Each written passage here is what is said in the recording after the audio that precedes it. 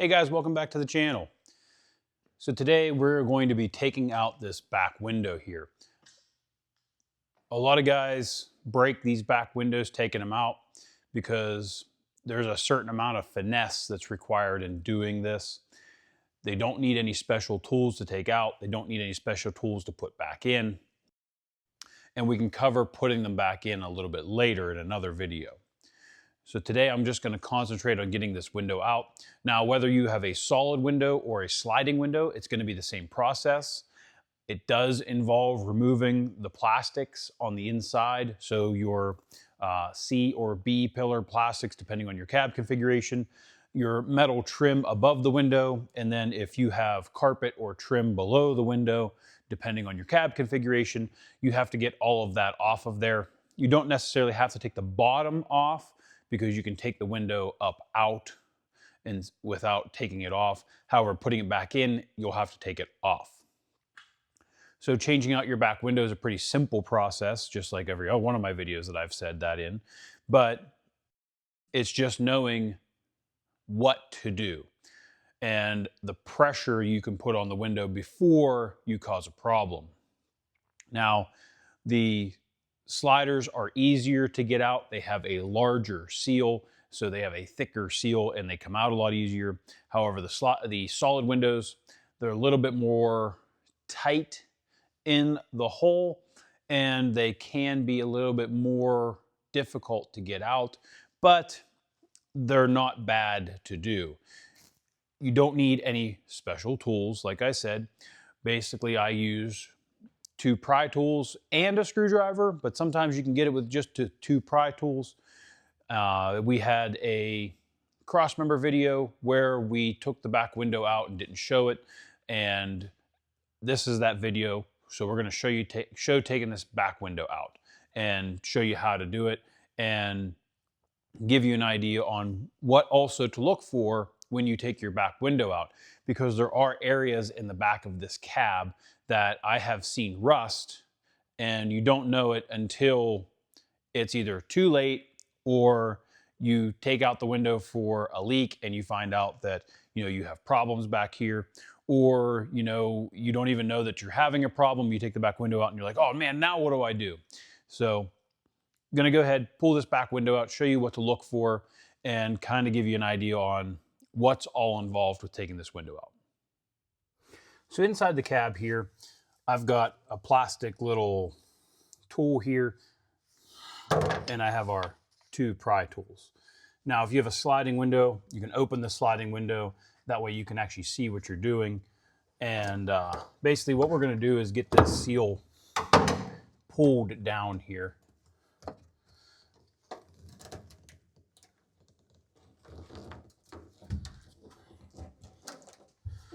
So we have a little bit of pressure put on this seal. And basically just kind of like work the seal down with your fingers here. And you can keep a little bit of pressure on this seal. Once you've worked it down a little bit here, you take another pry tool, push the seal back down, just a little bit away from your current pry tool, okay?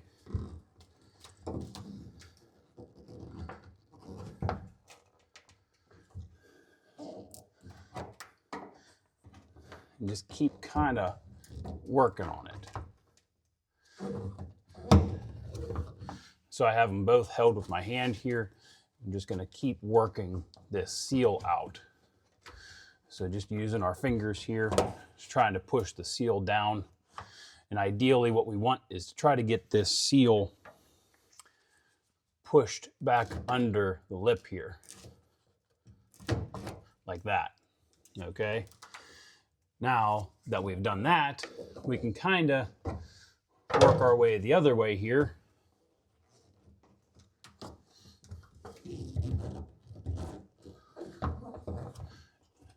And just keep working this seal down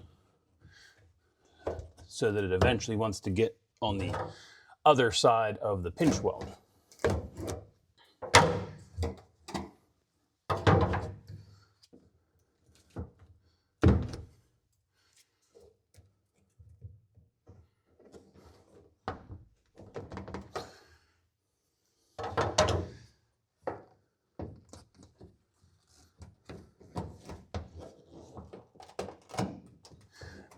And the further you go, the easier this gets.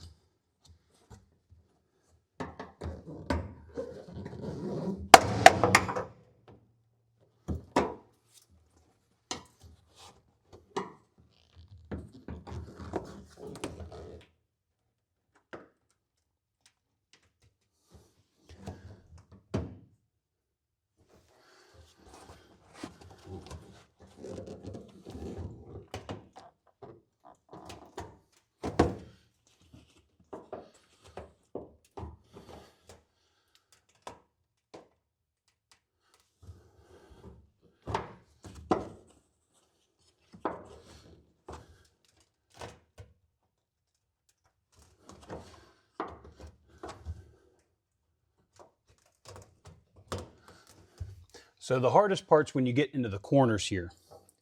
So once you get into the corners, the problem you come into is the corners want to try to hold the window. So you put your hand on the window here, just give it a little bit of pressure and just try to work the seal over the pinch weld.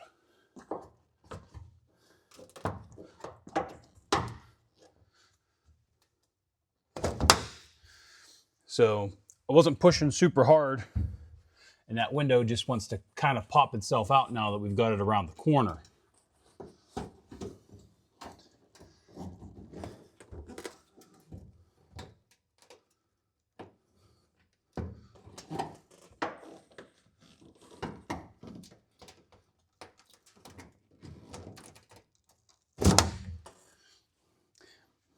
So like I said, you don't got to push real hard, because if you push too hard, you'll push the whole window out and it'll go flying onto the ground and break.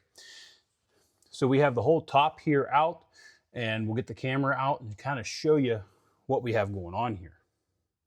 So we have our window out. You can see that we have some of the pinch weld still holding it here, but it's all completely out. So once you get it to this point, it's very simple to get out of here. It's a matter of just lifting it up. So we'll set the camera down here and show you how to get this thing all the way out of here. So once you have it out like this, pick up on one side here like this, and then out it comes. So very simple to get these back windows out. And this one has a little bit of corrosion starting here on the pinch weld. So I'll bring the camera over here and show you exactly what we're looking for here. And I can show you pretty much the root cause of this usually is the third brake light. But show you all this and kind of show you what these do here. And I've actually seen where these pinch welds are pretty much gone. So you can see the corrosion we have starting on the pinch weld here.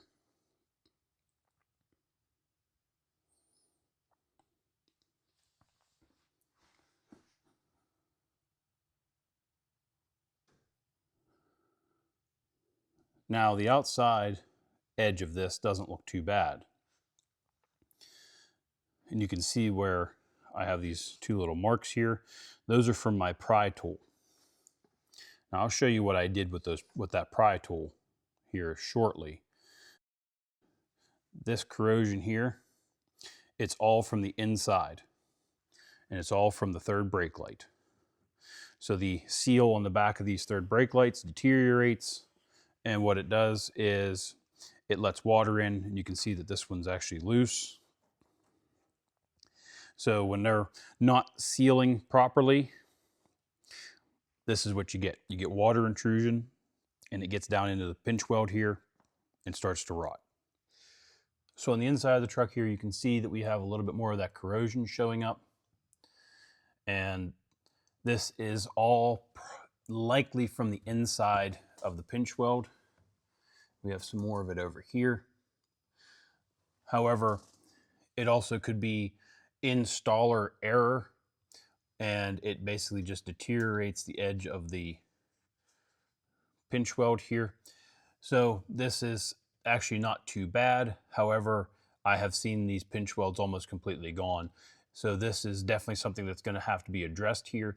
And you would never know that that was there unless you pulled the window out. So that's why when you're doing your truck and you're doing a paint job, you want to make sure that whoever's doing your paint job is going to take all your windows out, because you don't know what you're going to find behind these window seals. So when we had our pry tool on the inside, a lot of guys want to try to do this. So they get down into the seal and come up like this. Well, the problem is the angle of this doesn't work too well.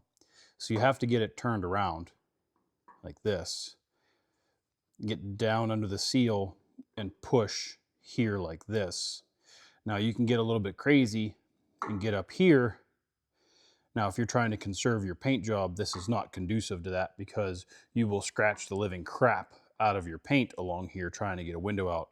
Now, if you're in a junkyard or whatever, it doesn't necessarily matter, but you want to try to keep your tools inside this lip here and just work your way across with them. So you saw that I had that plastic tool. It helped push the seal up in behind this pinch weld.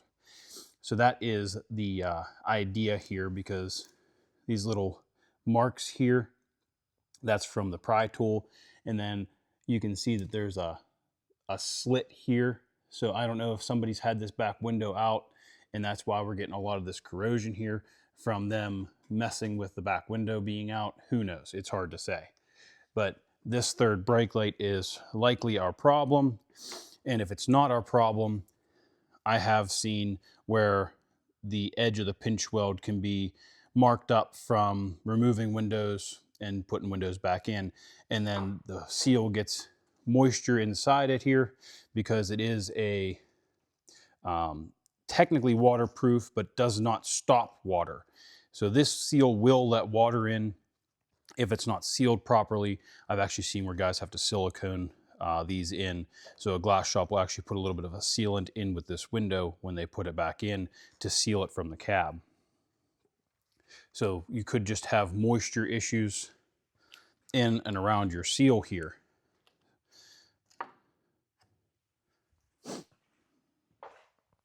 Now the next problem that we run into with these cabs is you'll see rust down in these bottom corners.